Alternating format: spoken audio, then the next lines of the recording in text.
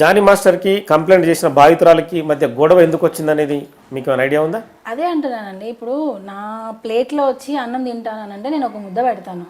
అదే నా లైఫ్లోకే వస్తాను అని అంటే నేను ఎలా ఒప్పుకుంటాను? నా లైఫ్లోకే వస్తాను అని అంటే నేను ఎలా ఒప్పుకుంటాను? అంటే లైఫ్లోకి వచ్చేంత ఇష్యూ జరిగిందా? ఇప్పుడు కొట్టింది కొట్టింది కొట్టింది అని అంటున్నారు, ఎందుకు కొట్టింది అంటే మీరు ఒక పదం అంటారు నా లైఫ్లోకి అది చెప్తాను నేను. ఇప్పుడు కొట్టారంట కొట్టారంట, ఎందుకు కొట్టారు? ఇంకొక ఛానల్ ఎవరో రాశారు, భార్యనే అమ్మాయిల్ని పంపిస్తుంది రూమ్లోకి అని. మరీ దారుణం అండి నిజంగా. అంటే నాకు తెలిసి ఆ ఛానల్స్ వాళ్ళ ఫ్యామిలీస్ అలా చేస్తున్నారేమో, మేబీ అంటే వాళ్ళు అలా చేస్తుండొచ్చు, వాళ్ళ హస్బెండ్స్ దగ్గరికి పంపిస్తున్నారేమో, అందుకే నేను అలా పంపిస్తున్నాను అనుకున్నారు. ఎవ్వరు కూడా ఏ భార్య కూడా నా భర్త దగ్గరికి వెళ్ళు అని ఎప్పుడూ పంపించదండి, అట్లీస్ట్ పక్కన కూడా చూడలేదు.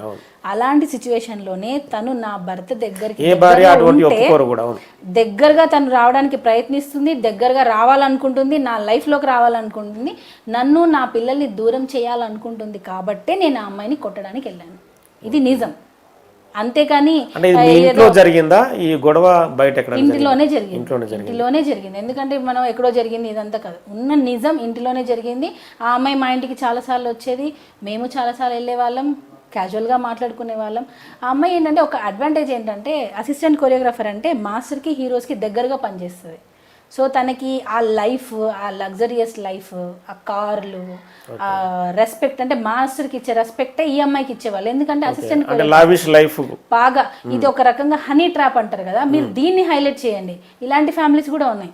వీళ్ళు ఒరిస్సా నుంచి వచ్చేస్తారు, ఫ్యామిలీస్ని వదిలేసి వచ్చేస్తారు, ఇక్కడ ఉంటారు. వీళ్ళకి ఇంకా ఏ ఆధారం ఉండదు, ఎవరినో ఒకరిని పట్టుకోవాలి, వాళ్ళ దగ్గర అంతా ఉన్నదంతా వాడుకోవాలి, రివర్స్ వాళ్ళ మీదే కంప్లైంట్ పెట్టాలి. ఈరోజు ఎవరైతే ఆ అమ్మాయికి సపోర్ట్ చేసి ఇవన్నీ చేపిస్తున్నారో రేపు వాళ్ళ ఫ్యామిలీస్ కూడా ఈ పొజిషన్లో కూర్చుంటారు. రేపు వాళ్ళ ఫ్యామిలీస్ మీదనే ఆ అమ్మాయి నన్ను వచ్చి కొట్టారు, నన్ను సెక్షువల్ హెరాస్మెంట్ చేశారని చెప్పి ఆ అమ్మాయి కేసు పెడుతుంది. ఇది 100% చూడండి. అంటే డబ్బు కోసం జరుగుతున్నదా ఇంకా వేరే కోణం ఏమైనా ఉందా? దేనికోసమైనా కానివ్వండి, ఆ అమ్మాయిని పాములా వాడుకుంటున్నారు. రేపు ఆ అమ్మాయిని రోడ్డు మీద వదిలేకపోతే అప్పుడు నేను వచ్చి మళ్ళీ ఇదే దానిలో మాట్లాడతాను.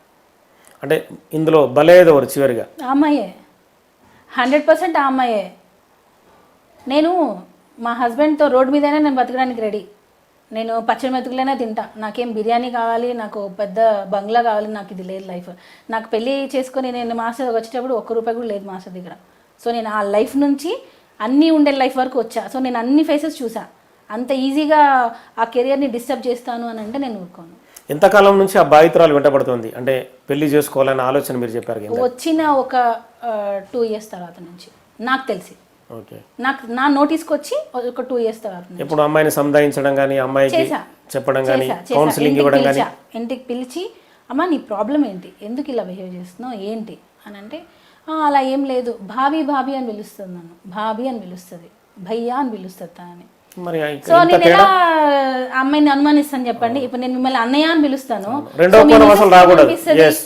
అన్నయ్య అని పిలుస్తుంది అని చెప్పి మీ మిసెస్ నమ్మేస్తుంది. కానీ నేను మీ దగ్గర ఏం గేమ్ ప్లే చేస్తున్నా, నువ్వు లేకపోతే నేను చచ్చిపోతాను, నువ్వంటేనే నాకు ఇష్టం, నీకు నచ్చినట్టుగా నేను మతం మార్చుకుంటాను, నీకు నచ్చినట్టుగానే నేను ఉంటాను అని మొత్తం చేసింది ఈ అమ్మాయి.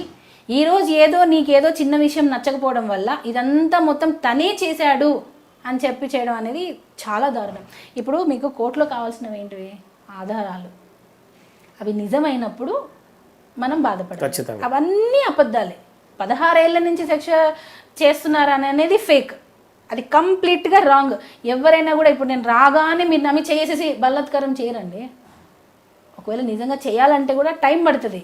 సో నన్ను 16 years అప్పుడే అనుభవించారనేది టోటల్గా రాంగ్. తను అక్కడే దొరికిపోయింది.